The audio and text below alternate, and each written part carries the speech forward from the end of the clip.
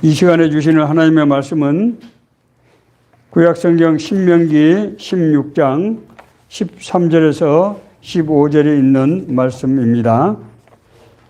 다 같이 일어서서 저와 여러분이 한 절씩 교독하시겠습니다.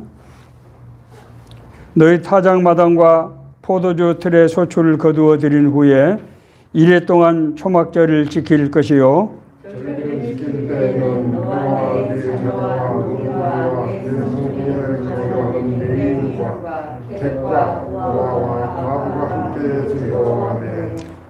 다 같이 읽습니다. 내 하나님 여호와께서 택하신 곳에서 너는 이래 동안 내 하나님 여호와 앞에서 절기를 지키고 내 하나님 여호와께서 내 모든 소출과 내 손으로 행한 모든 일에 복을 주실 것이니 너는 온전히 즐거워할지니라. 아멘. 예, 자리에 앉아 주십시오.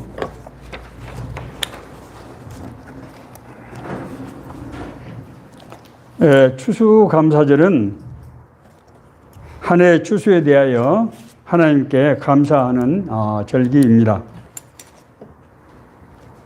추수감사절을 하면 우리가 먼저 영국 청교도들이 메이플라워 홀을 타고 신대륙 미국으로 건너간 사건을 기억하게 됩니다. 1600년대 당시에 영국 교회인 성공회가 로마 카톨릭에서 분리되어 국교회가 되는데, 당시 성공회는 상류층 중심의 교회였습니다. 하이처치, 로우처치. 그래서 대부분 교회는 상류층만이 출석할 수 있는 그런 교회이고, 일반 서민들은 사실 교회 가기가 굉장히 어려웠습니다. 뿐만 아니라 성공회는 카톨릭의 전통과 비슷한 종교의식을 굉장히 중요시하는 그런 교풍이었기 때문에 당시 유럽을 휩쓸던 종교개혁 정신과는 잘 맞지 않는 그런 점이 있었습니다. 뿐만 아니라 영국 국교회는 종교개혁을 추구하는 개신교도들, 프로테스탄트교를 박해를 했습니다. 그래서 그들은 이제 영국에서 제대로 신앙을 펼칠 수 없게 돼서 네덜란드로 갔다가 네덜란드에서도 여러 가지 여의치 않음을 보고 이제 신대륙 미국으로 건너갈 결심을 하게 되었습니다. 영국 교회 종교개혁을 추구하는 개신교 교도들 우리가 청교도라고 그러죠. 퓨리탄 청교도라고 불리는데, 이들은 신앙의 자유를 찾아서 1620년 9월 6일 영국의 플리머스를 출발해서 당시 신대륙인 미국으로 항해를 해서 1620년 12월 21일 오늘날 미국 매사추세츠주의 플리머스, 이름을 같이 지었습니다. 도착하게 됩니다. 청교도들은 신대륙 미국을 젖과 꿀이 흐르는 가나안 땅이라고 믿고 정말 아름다운 그런 땅을 연상했습니다마는 그 미국에 건너가는 과정이라든지 미국 내에서 어떤 정착하는 과정은 말할 수 없는 고난의 그런 여정이었습니다. 항해하는 과정에서 오랜 심한 풍랑은 물론이고 천신만고 끝에 신대륙에 도착했습니다마는 거기는 풍요로운 황금 들판이 아닌 살을 내는 겨울 추위와 황량한 들판뿐이었습니다. 오랜 항해를 지치고 병든 그들은 이제 모진 추위 또 굶주림을 당해서 정말 죽기만 기다릴 수밖에 없는 그런 상황이었는데, 그 땅에 살고 있던 인디안 원주민들이 이 사람들에게 도움의 손길을 펼치게 되었습니다. 인디안들은 옥수수와 칠면조를 들고 와서 굶주린 이들을 돌봐주었고, 이듬해 봄에는 옥수수 농사법을 가르치고 씨앗을 주는 등 그들이 살아갈 수 있도록 물심양면으로 도와주었습니다. 인디안들의 도움이 있었음에도 불구하고 처음 영국에서 출발한 121명 중에서 이듬해 봄에까지 살아남은 사람은 56명에 지나지 않을 정도로 그렇게 험난한 과정이었습니다. 하지만 이듬해 농사는 하나님의 도우심으로 그들이 먹고도 남을 만큼 대풍작을 이루었습니다. 그래서 청교도들은 자기들 도와준 90여 명의 원주민들을 초대해서 감사의 축제를 이제 열게 되었는데, 이때가 1621년 10월 중순이었는데 이것이 바로 추수감사절의 표시가 된 것입니다. 우리나라에서는 1900년대 초반에 미국 선교사들이 이 땅에 건너와서 자신들의 추수감사제를 이제 교회에서 지키면서 자연스럽게 한국 교회에 추수감사절이 우리 교회 이력에 들어오게 되었습니다.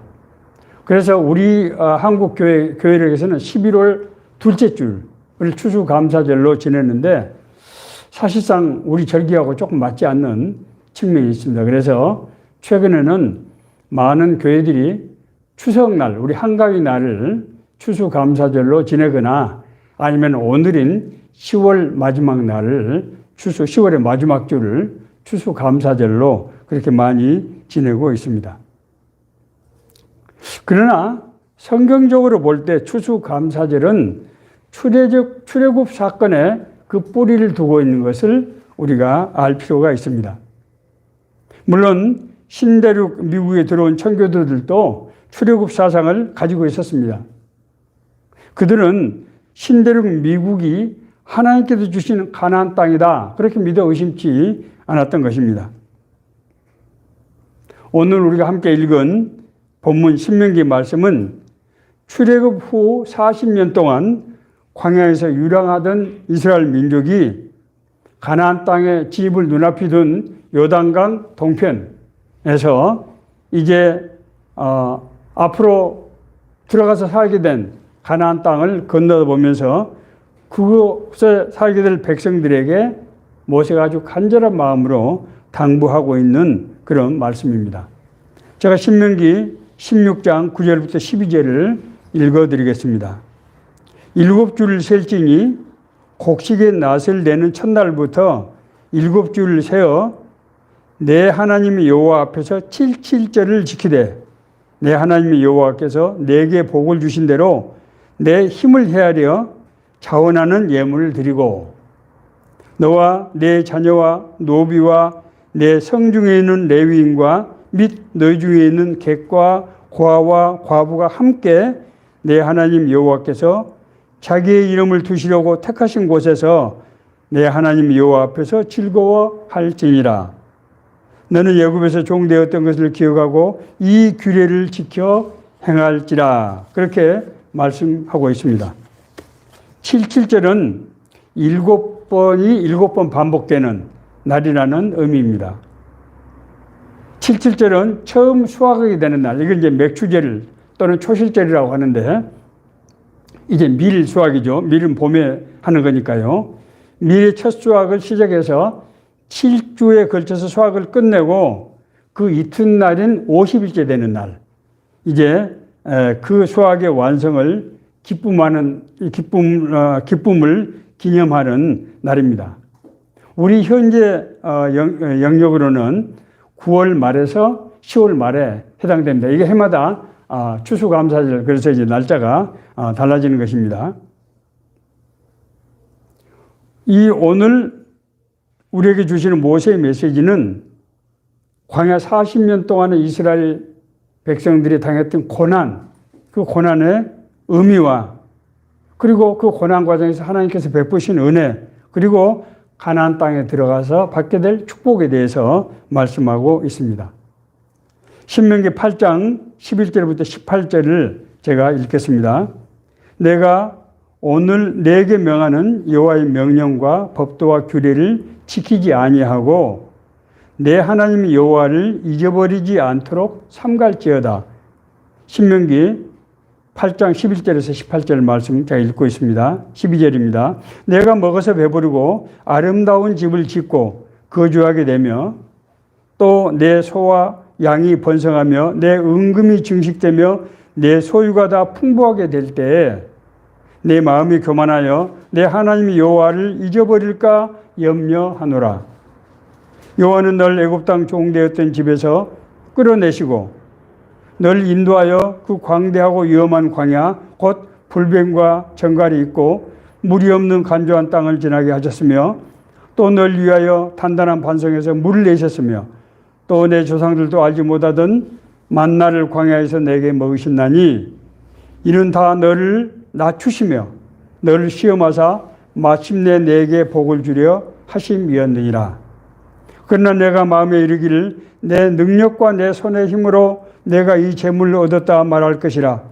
내 하나님 여호와를 기억하라. 그가 내게 재물 얻는 능력을 주셨음이라. 이같이 하심은 내 조상들에게 맹세하신 언약을 오늘과 같이 이루려 하심이니라. 이스라엘이 광야 40년의 모든 과정과 그리고 가나안 땅에 들어가는 것이 하나님께서 믿음의 조상 아브라함에게 약속했던 그 언약을 이루는 과정이라고 하는 것을 말씀하고 있는 것입니다. 우리가 잘 아는 대로 광야 40년은 그야말로 고난 그 자체였습니다. 그러나 이 고난은 메시지를 가지고 있습니다. 내 하나님 여호와께서 이 40년 동안 내게 광야의 길을 걷게 하신 것을 기억하라. 이는 널 낮추시며 널 시험하사 내 마음이 어떠한지 그 명령을 지키는지 지키지 않는지를 알게 하려 하심이라. 고난이 하나님으로 믿게 하기 위한 그런 여정이었다고 하는 것을 말씀하고 있는 것입니다. 하나님께서는 아브라함에게 내 자손에게 가나안 땅을 주시겠다고 약속하셨습니다. 그런데 이 광야는 인간이 도저히 상존할 수 없는 그런 여건을 가진 그런 곳이죠. 그래서 하나님께 의지하지 않고는 살 수 없는 상황에 처하게 된 것입니다. 다시 말씀드려서 인간의 생사화복이 나의 힘과 방법이 아니라 하나님께서 달려있다고 하는 것을 절실하게 깨달을 수밖에 없는 그런 환경 속으로 하나님께서 몰고 가신 것입니다. 애굽에서 그동안 살았던 400년의 세월은 인간의 힘과 방법으로 살아온 바로 그런 시기였습니다. 그것은 참 자유가 없고 인간의 존엄성이 부인되고 참된 진리에 의하지 않는 육신의 소욕을 추구하는 노예 생활이었죠. 여호와께서 아브라함에게 너는 본토 친척 아비의 집을 떠나서 내가 너에게 지시할 땅으로 가라고 하신 것은 죄악된 세상을 떠나서 하나님이 인도하시는 그 나라로 가라고 하신 말씀입니다. 세상의 죄악이 관영한 것은 세상에 사는 사람들이 죄로 인해서 타락했기 때문입니다. 인간의 타락한 심성이 변화되지 않으면 하나님 나라에 살 수가 없게 되는 것입니다. 여호와께서 광야의 40년의 고난을 허락하는 것은 바로 그 이 때문이라고 하는 것입니다. 그러나 이 고난의 땅 광야는 동시에 하나님의 은혜를 받는 은혜의 장이기도 했습니다. 그 고난의 여정에서 하나님께서는 수도 없이 많은 기사와 이적을 통해서 이스라엘을 인도하신 것입니다. 광야 40년 동안 살 때 샘고 없고 시내가 없는 광야에서 반석에서 샘물이 나게 하시고 아무런 농사를 짓 수 없는 곳에서 만나와 메추라기를 몰아서 40년 동안이나 먹게 하신 거예요. 의복이 헤어지지 않게 해주시고 발이 부르터지지 않게 하셨다고 성경은 기록하고 있습니다. 그뿐입니까? 낮에는 구름기둥, 밤에는 불기둥으로 더위와 추위를 피하게 하셨습니다. 여러분, 이스라엘 광야는 낮에는 심지어 섭씨 45도까지, 그리고 밤에는 영하로 내려가지는 않지만 거의 영하에 가까운 10도 아래 5도 이렇게 되는 그런 추위가 있기 때문에 도저히 인간이 살 수가 없는 그런 곳입니다. 하나님께서 이런 방법으로 기사와 표적으로 이스라엘을 보호하신 것은 예수님께서 행하신 표적과 굉장히 흡사한 점이 있습니다.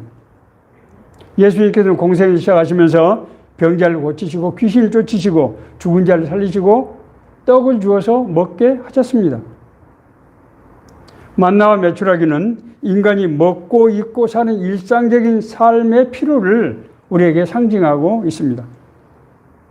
이런 것들을 이스라엘 백성이 광야에서 조달한 것이 아니고 하나님이 일방적으로 공급하셨다는 거예요. 그 이유는 그러나 너희가 너희의 마음에 이르기를 내 능력과 내 손으로 힘으로 이 재물을 얻었다고 생각하지 않게 하기 위한 거예요. 너희가 그 은혜로 인하여 구원을 받았느니 이것이 너희에게서 난 것이 아니요 하나님의 선물이라. 행위에서 난 것이 아니는 누구도 자랑치 못하게 하려 함이로다. 그렇게 바울 사도는 에베소서에 말씀하고 있어요. 우리 능력으로 구원받은 게 아니라는 거예요. 우리 선으로 구원받은 게 아니라는 거예요. 하나님의 일방적인 은혜라고 하는 것입니다. 우리가 먹고 살고 세상에서 누리는 것이 우리 힘과 방법이 아니라 하나님의 일방적인 은혜라고 하는 것을 너희들이 깨달아야 된다고 하는 것입니다. 사람이 떡으로만 살 것이 아니요 여호와의 입에서 나오는 모든 말씀으로 살 줄을 내가 알게 하려 합니다. 라고 성경은 그렇게 말씀하고 있습니다. 앞으로 가나안 들어가서 살게 될 가나안의 땅의 축복. 오늘 여호와께서 이 광야 가운데서 이스라엘 민족에게 이런 특별한 기사와 이적으로 주신 것은 동시에 가나안 땅에서 들어가게 해서 살게 될 축복의 하나의 예고이기도 합니다. 내 하나님 여호와께서 너를 아름다운 땅에 이르게 하시나니 아름다운 땅. 그것은 골짜기든지 산지든지 시내와 분천과 샘이 흐르고 밀과 보리의 소산지요 포도와 무화과와 석류와 감람나무와 꿀이 소산지라. 내가 먹을 것에 모자람이 없고 내게 아무 부족함이 없는 땅이며 그 땅에 돌은 철이요 산에서는 동을 캐낼 것이라. 내가 먹어서 배부르고 아름다운 집을 짓고 거주하게 되며 또 내 소와 양이 번성하며 내 은금이 증식되며 내 소유가 다 풍부하게 될 때, 그때 이 모든 것이 우리의 능력과 우리의 방법으로 한 것이라고 하는 생각을 하지 않게 하기 위해서 광야에서 40년 동안 철저하게 하나님을 인정하고 하나님에 의존하는 그런 삶을 살게 하셨다고 하는 것입니다. 약속의 땅, 젖과 흐르는 땅은 하나님이 다스리는 나라의 예표입니다. 하나님이 다스리는 나라는 하나님의 율법을 지키는 사람이 살 수 있는 바로 그 나라지요. 하나님의 인도하심을 받고 하나님의 뜻대로 살지 않은 사람은 살 수 없는 것입니다. 그러므로 신명기에 있어서 추수감사는 단순히 식량을 수확 했기 때문이 아니고 하나님의 약속의 구원, 아브라함을 통해서 내로 큰 민족을 이루게 하고 내 이름을 창대케 하며 복의 근원이 되게 하신다고 하시는 창세기 12장 1절에는 말씀, 그 말씀의 약속을 이행하는 그 과정이라고 하는 것입니다.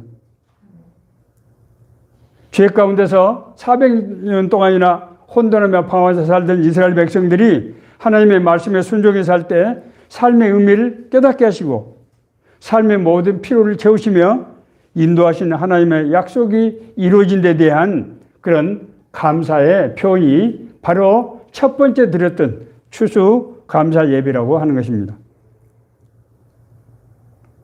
우리 삶 속에서 이 감사는 어떻게 받아들이고 이해되고 적용돼야 하겠습니까?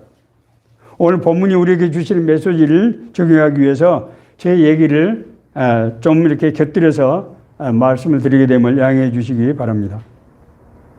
먼저 감사의 첫 단계는 지난 날을 되돌아보는 것입니다. 지난 날을 되돌아본다고 하는 것은 퇴행적으로 우리가 과거를 지행한다는 뜻이 아니고 나의 삶의 모든 과정은 우리가 리뷰해 보는 거예요. 제가 공직의 은퇴 후에 지내온 세월을 기록할 필요를 느껴서 자서적인 글을 쓰게 되었습니다. 이 과정에서 저는 놀라운 것을 깨닫게 되었습니다.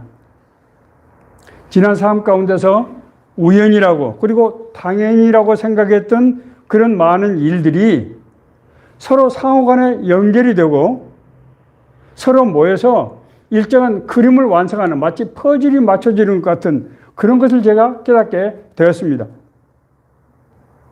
제가 과거에 살아가면서 정말 그럴듯한 이유로 또 나의 정말 힘과 방법으로 노력해서 진행되었다고 생각하는 일들이 나중에 퍼즐이 맞춰지는데 어떤 일정한 방향을 향하고 있더라고 하는 것입니다. 내가 알지 못한 어떤 계획들, 어떤 그런 인도하심에 따라서 진행되었다고 하는 것을 정말 고백하지 않을 수 없는 그런 그림이 보이게 되는 거예요. 에베소 5장 14절 17절은 이렇게 말씀하고 있습니다. 그러므로 이르시기를 잠자는 자여 깨어서 죽은 자들 가운데서 일어나라. 그리스도께서 너에게 비추이시리라 하였느니라.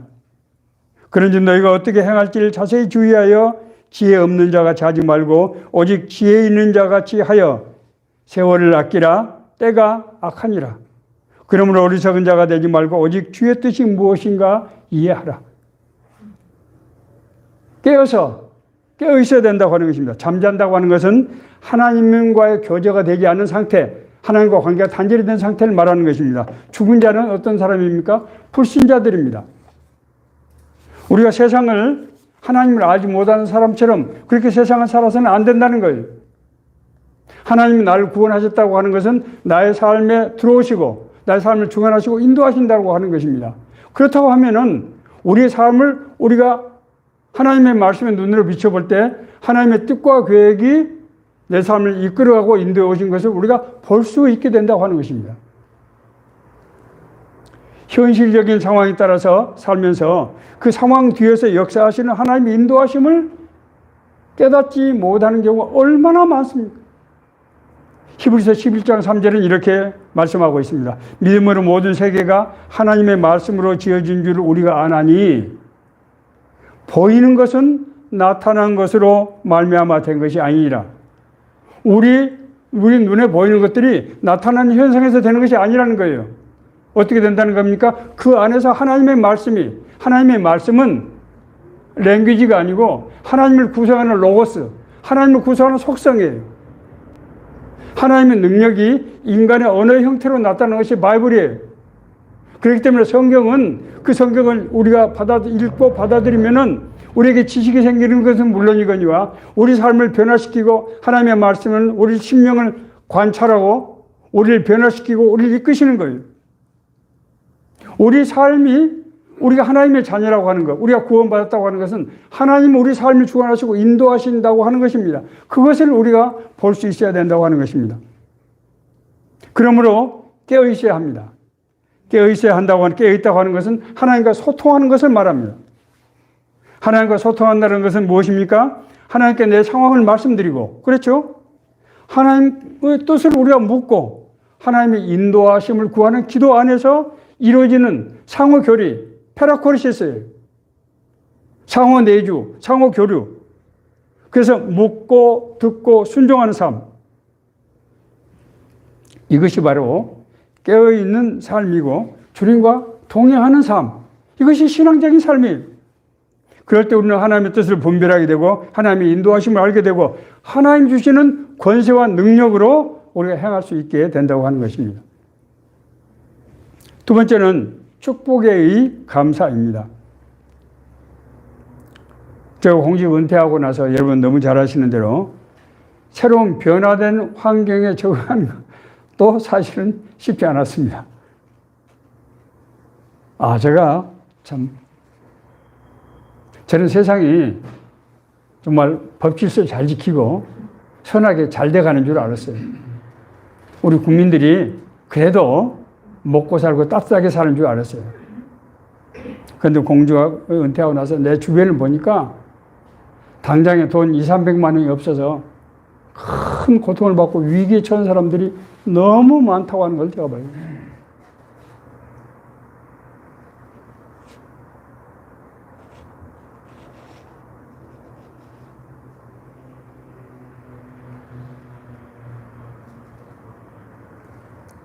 여러분 아시는 대로 저는 젊은 시절에 우리나라 경제개발계획에 참여해서 그 일을 했던 당사자입니다. 굉장한 자부심을 갖고 있었고 우리나라 발전에 대해서 정말 감사하게 생각하고 있었어요. 근데 그 발전이라고 하는 것이 발전이 아니라고 하는 것을 내가 비로소 알게 된 거예요. 내 주변의 사람들, 삶을 보면서 세상에 이런 발전이, 이걸 발전이라고 할 수 있느냐? 이것을 성장이라고 할 수 있느냐? 저는 진실에 부딪혔을 때 너무 힘들었어요. 또 새로운 일을 시작한다고 하는 것도 쉽지 않았어요. 신학교 가서 3년 동안 신학 공부를 하는데 제가 뭐 말로는 그냥 쉽게 했다고 그렇게 얘기했습니다만은 책을 보는 것도 쉽지 않고 시력이 나빠서 공부하는 게 정말 힘들었습니다. 교회를 개척해서 교회를 섬기는 일은 더더구나 어려움이 많았습니다. 그런데 그 어려움 가운데서 주님께서 축복하시고 인도하시는 그런 생생한 은혜들을 정말로 많이 체험했습니다. 하나님께서 이스라엘 백성들을 광야에서 만나와 메추라기로 먹이셨는데 정말 저에게 만나와 메추라기로 먹이시고 교회를 운영하게 하시고 모든 여건을 마련해 주신 것을 제가 한 것이 아무것도, 제가 어떻게 생각해 보세요. 제가 이 나이에 어떻게 교회를 개척할 생각을 할 수 있겠어요. 하나님께서 어떤 그런 모든 것들을 다 예비해 주셨어요. 예수님께서 친구들이 위해서 들려온 중풍병자를 고치시면서 내가 나음을 입었다고 말씀하시지 않고 내 죄사함을 받았느니라라고 말씀하셨습니다. 이 말씀이 뭘 의미합니까? 이 경우에 중풍병의 치유는 병을 낫게 하는 것뿐만 아니라 병의 근원인 죄를 사하시고 구원해 주신다고 하는 것을 말씀하시는 것입니다. 다시 말씀드리면 하나님께서 우리에게 우리의 필요를 채워주시고 문제를 해결해 주신 은혜는 그 문제 해결에 초점이 있다기보다는 하나님께서 나를 아시고 나와 함께 하시며 너와 동행하시며 앞으로 너의 길을 인도하신다고 하는 것을 알려주는 하나의 사인, 표적인 것입니다. 우리의 능력과 노력으로 이루었다고 생각했던 일들이 하나님의 일이라고 하는 것을, 하나님의 은혜라고 하는 것을 깨닫는 순간에 우리는 하나님이 내 삶 속에서 들어오시고 진짜 우리 아버지가 되시고 우리 인도자가 되시고 동행자가 되신다고 하는 것을 우리가 깨닫게 된다고 하는 것입니다. 나를 아시는 하나님은 어제도 지금도 함께 하시고 앞으로 함께 하시고 우리가 영원한 하나님 나라 갈 때까지 동행하신다고 하는 것의 보증입니다. 확증적 보증입니다. 그러므로 우리 삶은 육신을 볼 때는 세상에 사는 것처럼 보이지만은 사실은 세상에 속한 것이 아니라 정말로 하나님 나라에 소속된 하나님의 백성이고 하나님의 자녀라고 하는 것입니다. 그것이 인간의 본연의 실체입니다. 그러나 우리 삶에 꼭 그런 축복만 있습니까? 고난도 있습니다. 감사는 형통한 일에 대해서만 하는 것이 아닙니다. 사실은 어떤 의미에서 보면 진정한 감사라고 하는 것은 고난 가운데서 하는 감사가 진정한 감사가 될 것입니다. 다시 신명기로 돌아갑니다. 신명기 8장 3절은 이렇게 기록하고 있습니다. 너를 낮추시며 너를 줄이게 하시며 또 너도 알지 못하며 내 조상들도 알지 못하던 만나를 내게 먹이신 것은 사람이 떡으로만 사는 것이 아니요 여호와 입에서 나오는 모든 말씀으로 사는 줄을 내가 알게 하려 하심이라. 고난 당하지 않으면은 이루어질 수 없는 일들이 너무나 많이 있습니다. 우리 잘 생각해 봅시다. 병자가 만약에 통증을 느끼지 않는다면 어떻게 되겠습니까? 병자가 통증을 느끼게 하는 것은 사람을 살리게 하기 위한 것입니다. 통증이 없다면 의사를 찾지 않을 것이고 의사를 찾지 않으면 아마 속절없이 생명을 잃게 되고 말 것입니다. 이스라엘 백성들이 광야에서 다시 애굽으로 돌아가자 라고 해서 죽임을 당하는 그런 징벌을 받게 되는 장면을 여러분 우리 다 아실 것입니다. 이것은 뭘 상징합니까? 죄의 삭은 사망이라고 하는 것을 말씀하는 것입니다. 죄의 삭은 사망이라고 하는 것은 하나님의 관계가 단절되고 하나님의 은혜를 입지 못하고 그래서 하나님의 예비하신 나라의 삶을 누릴 수가 없게 되는 것입니다. 베드로가 장부에 이름을 적는 게 아니에요. 내가 안에 하나님의 영이 없으면 하나님의 은혜의 영이 없으면 하나님 나라에 들어가도 살 수가 없게 되는 것입니다. 어둠은 빛 가운데서 존재할 수 없습니다. 시편 119편 71절은 그래서 시인은 이렇게 얘기하고 있습니다. 고난당하기 전에는 내가 그릇 행하였더니 이제는 주의 말씀을 지키나이다. 고난당하는 것이 내게 유익이라 이로 말미암아 내가 주의 율례들을 배우게 되었나이다. 고난이 유익이 됐다는 거예요. 저는 사실은 이 지난 5년 동안 이 목회를 하면서 수도 없이 많은 여러 가지 고난을 겪었는데 그 고난이 제게 정말로 큰 유익이 됐어요. 내 성품의 문제를 깨닫게 되고 내 연약함을 깨닫게 되고 정말 하나님의 음성을 듣고 하나님의 인도하심을 받지 않으면 목회를 할 수 없다고 하는 것을 나는 절실하게 깨닫게 됐어요. 하나님께서 행하시고 하나님께서 인도하신다고 하는 것을 깨닫게 되었습니다. 그런 의미에서 이스라엘 백성들이 그렇게도 불평했던 그 40년의 세월, 오죽했으면 여호수아와 갈렙 두 사람을 제외하고 나머지 모든 사람의 모세까지도 광야에서 죽음을 당하는 그런 고난의 예정이었습니까? 그러나 광야는 고난이 아니라 고난으로부터 해방시키는 은혜였다고 하는 것입니다. 우리가 고난을 겪지 않았다면 아마 하나님 앞에 나오지 못했을 것입니다. 여러분 한번 생각해 보세요. 자신의 구원의 과정을 한번 생각해 보세요. 대개의 경우에 고난을 겪지 않았다 하면 진정으로 하나님을 만나지 아마 못했을 것입니다. 우리가 고난을 겪지 않았다면 오늘날과 같은 성장과 성숙도 없었을 것입니다. 아이들은 앓으면서 그 질병을 이겨내기 위해서 몸의 모든 면역 기능들이 강화되고 그래서 아이들이 성장하고 성숙하게 되는 것입니다. 우리가 고난의 진정한 의미를 깨닫게 된다면 고난은 더 이상 고난이 아닌 위장된 축복이라고 하는 것을 우리가 기억할 필요가 있습니다. 말씀을 마치겠습니다. 추수감사절은 지난 한 해를 되돌아보는 데부터 시작된다고 말씀을 드렸습니다. 3년째 지속되는 코로나 상황에서 정말 너나 할 것 없이 모두가 다 힘들었습니다. 그러나 코로나는 아직 끝나지 않았고 끝난다고 하더라도 그 후유증은 상당 기간 계속될 것입니다. 제가 솔직히 말씀드리면 저는 개인적으로 요즘 너무너무 힘이 듭니다. 나라 돌아가는 상황, 우리 국민들 혼돈하고 방황하고 정말 무력해진 이런 정말 신앙의 모습들을 보면서 너무나 가슴이 아프고 화가 나고 그렇습니다. 그러나 어둠 가운데서 하나님의 빛은 더욱 선명하게 나타날 것이라고 믿고 있습니다. 창세기 28장 15절. 제가 좋아하는 야곱의 사삭들이 음성입니다. 내가 너와 함께 있어.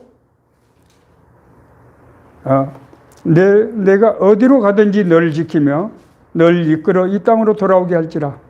내가 내게 허락한 것을 다 이루기까지 너를 떠나지 아니하리라 하신지라. 우리가 겪었던 고난은 하나님께서 우리를 변화시키시고 내가 너와 함께 하신다고 하는 것을 나타내시며 앞으로의 삶 가운데서 동역하시겠다고 하는 것의 표시입니다. 그러므로 우리의 감사는 여기서부터 출발해야 합니다. 하나님께서 축복해 주신 것도 감사하지만은 하나님께서 고난을 통해서 우리가 진정한 의미의 하나님의 축복, 하나님과 동행하는 삶을 살게 하시는 아주 근원적인 축복으로 인도하신다고 하는 것을 믿고 우리가 믿음으로 고백할 때 하나님의 은혜가 우리 삶 가운데서 역사하시게 될 것입니다. 오늘 이 말씀이 저와 여러분에게 주시는 하나님의 생명의 말씀, 은혜의 말씀이 되기를 간절히 바랍니다. 자, 우리가 함께 우리 한 5분 정도 우리 함께 기도하겠습니다.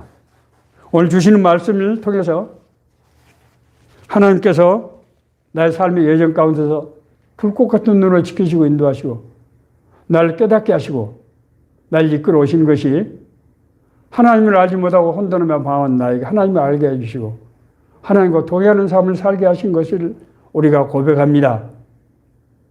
우리에게 믿음을 주시고 우리가 하나님의 뜻 가운데 행할 수 있도록 인도해 주옵소서.